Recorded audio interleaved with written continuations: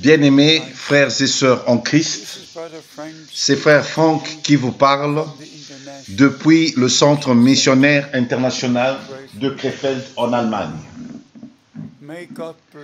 Que Dieu vous bénisse richement, c'est ma prière. Nous venons d'avoir un week-end merveilleux. Les réunions, les gens sont venus pour prendre part en grand nombre comme jamais auparavant. Les 2 dernières fois, au commencement, début d'octobre, et maintenant, lors du premier week-end de novembre, on était plus de 1200 personnes rassemblées de plus de 19 et 20 nations. Bien-aimés, la faim, la famine est là, le désir d'écouter la parole de Dieu. Nous sommes tout simplement reconnaissants envers le Dieu Tout-Puissant de nous avoir accordé la révélation directe des choses qui sont si importantes maintenant avant le retour de Christ. Un de nos frères a lu 1 Thessaloniciens chapitre 4 et au verset 15, nous lisons: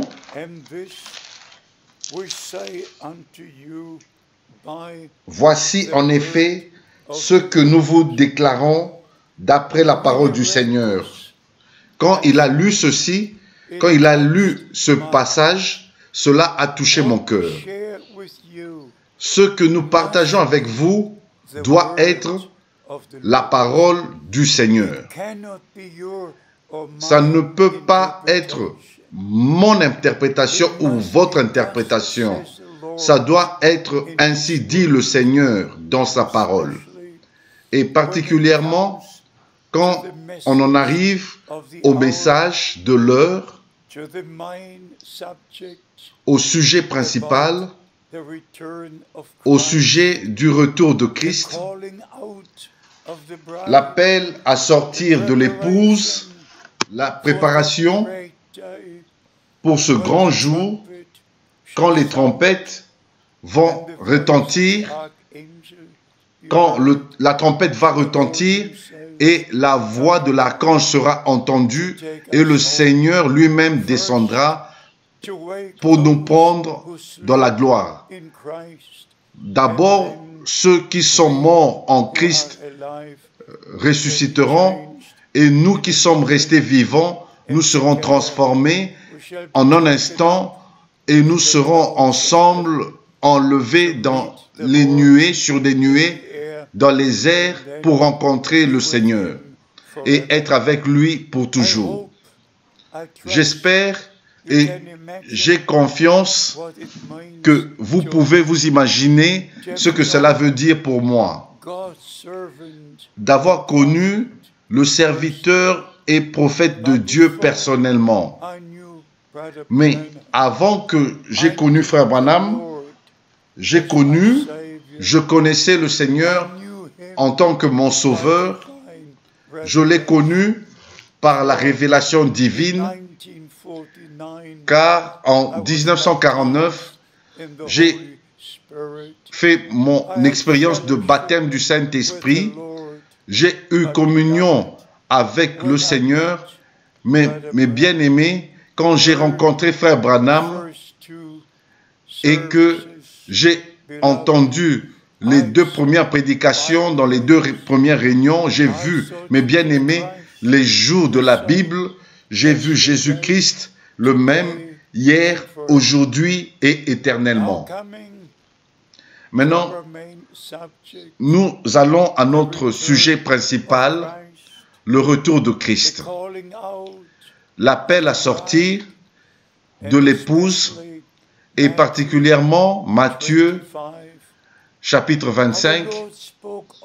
Notre Seigneur a dit toutes choses en parabole Et aussi, Matthieu chapitre 25, et il a présenté le dernier message qui sera entendu au sujet du retour du Seigneur.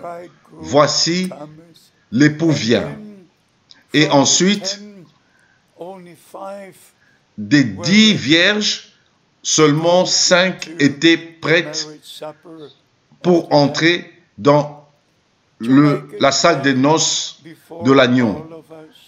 Et pour que cela soit clair devant nous tous, que nous puissions dire ceci, il y a des millions qui ont entendu dans notre temps le message de l'heure et ont reconnu le ministère de frère Branham. S'il y en a 10 millions qui ont entendu et qui sortent pour rencontrer l'époux, ce n'est que la moitié de ces 10 millions seront prêts lors du retour du Seigneur.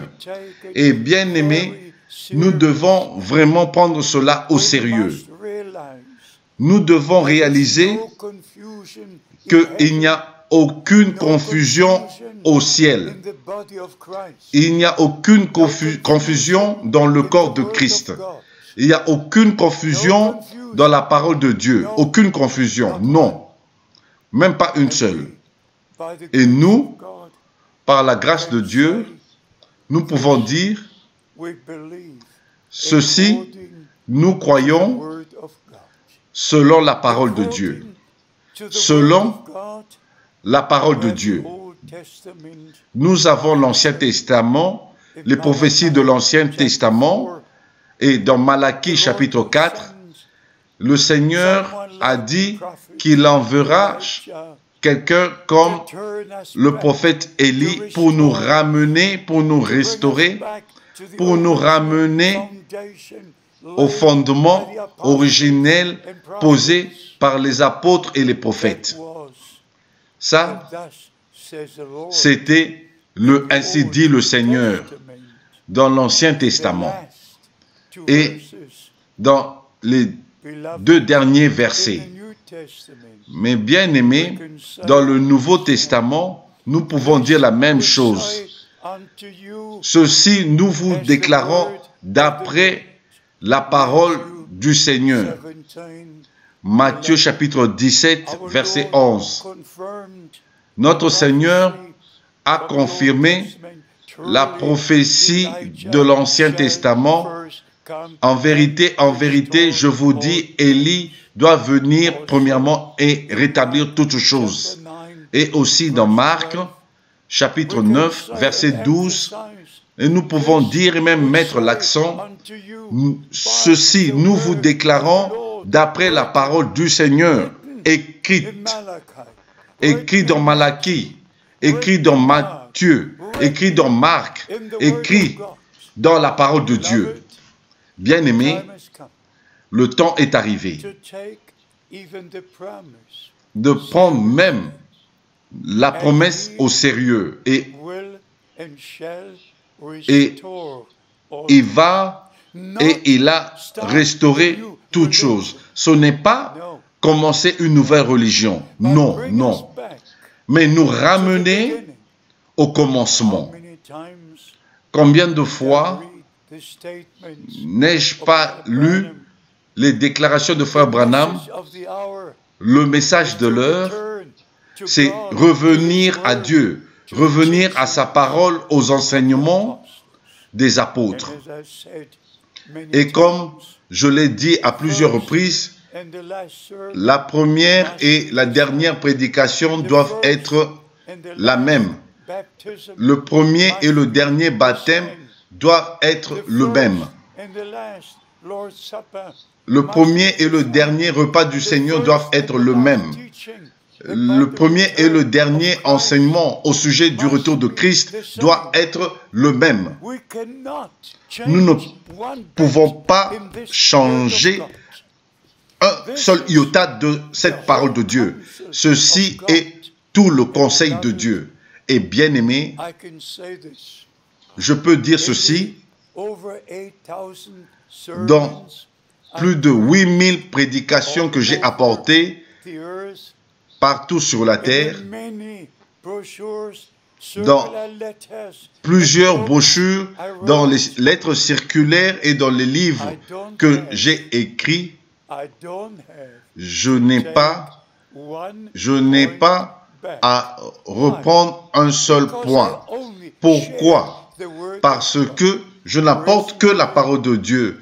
Et en ce moment, nous regardons les lettres circulaires de 40 pages. Il y a 153 versets de la Bible, passages de la Bible dans 40 pages. Mes bien-aimés amis, je crois que cette parole de Dieu est éternellement vraie. Mais je crois aussi, vous devez être appelés de Dieu, par Dieu, pour apporter la parole de Dieu. Comme nous lisons dans le Nouveau Testament, et particulièrement dans Éphésiens chapitre 4, Dieu a placé dans l'Église des différents ministères. Ce n'est pas quelqu'un qui vient et qui dit que je voudrais être pasteur. Non. Dieu doit placer. Et avant qu'il puisse vous placer, il doit vous appeler et il doit vous donner un mandat. Si vous n'avez pas une commission divine, qu'est-ce que vous allez faire? Vous allez raconter des histoires. Vous inventez quelque chose, vous élaborez quelque chose vous-même. Mais vous pouvez regarder en arrière par la grâce de Dieu et dire, comme l'apôtre Paul, j'étais sur mon chemin de Damas et là, cela est arrivé. Et après cela, il pouvait dire, ceci, je vous le dis d'après la parole du Seigneur. Bien-aimé, quand je pense à ces nombreuses incompréhensions des déclarations de Frère Branham, cela vraiment brise mon cœur et le met en pièces.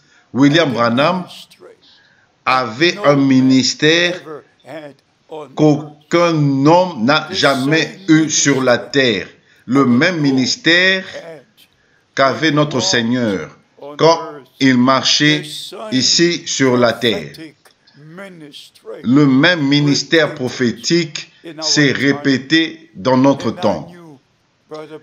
Et j'ai connu Frère Branham pendant 10 ans. Je suis un témoin oculaire de ce ministère divin. Je prépare à ces réunions en Allemagne, aux États-Unis, mais ce qui se passe maintenant, bien-aimé, cela brise mon cœur. Parfois, Frère Branham n'avait pas fini une pensée ici, mais 2 pages plus tard, plus loin, ou 5 minutes après, il a complété la pensée qui était incomplète auparavant. Pourquoi est-ce que vous prenez les déclarations qui ne sont pas encore complètes? Pourquoi est-ce que vous ne retournez pas à la parole de Dieu? Je vous demande, dans le nom du Seigneur, et particulièrement ces frères qui prétendent croire le message. Qu'est-ce que vous êtes en train de croire? Que croyez-vous? Il y a tellement de directions et tous disent, je crois ce que le prophète a dit. Vous allez à ceci, à celui-ci et à celui-là et tous disent, je crois ce que le prophète a dit. Mais le temps est là et je vous défie de dire, je crois ce que les Écritures disent. Que vous puissiez dire, comme William Branham pouvait le dire, ou comme l'apôtre Paul, ceci, nous vous le disons d'après la parole du Seigneur. Et bien aimé, quand nous lisons au sujet du retour de Christ, combien d'écritures que nous devons prendre ensemble pour avoir une image complète et comment et quand cela va arriver lors du retour du Seigneur. Vous devez prendre 1 Corinthiens chapitre 15, vous devez prendre 1 Thessaloniciens chapitre 4, vous devez prendre 2 Pierre chapitre 3, vous devez prendre toutes ces écritures qui parlent du même sujet, comme vous devez prendre chaque référence biblique qui parle de la divinité. Vous devez prendre tout ça ensemble et les mettre ensemble, l'Ancien et le Nouveau Testament, et chaque référence scripturaire au sujet du baptême et toutes ces écritures. Vous devez prendre Matthieu chapitre 28, Marc chapitre 16, Luc chapitre 24 et Jean chapitre 20 en rapport au grand mandat, à la grande commission. Et vous devez faire la même chose avec chaque doctrine biblique. Vous ne devez pas seulement aller à un seul endroit. Et permettez-moi de dire ceci avec amour. 1 Thessaloniciens chapitre 4 ne s'est pas accompli pendant le ministère de Frère Branham.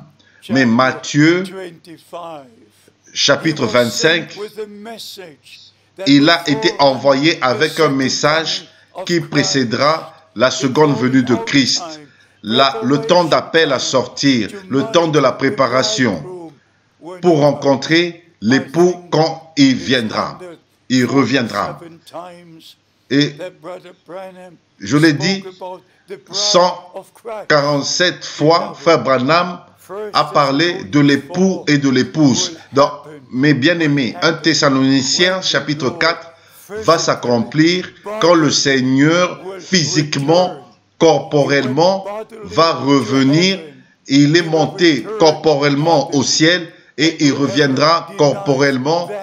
Et quiconque renie cela est antichrist.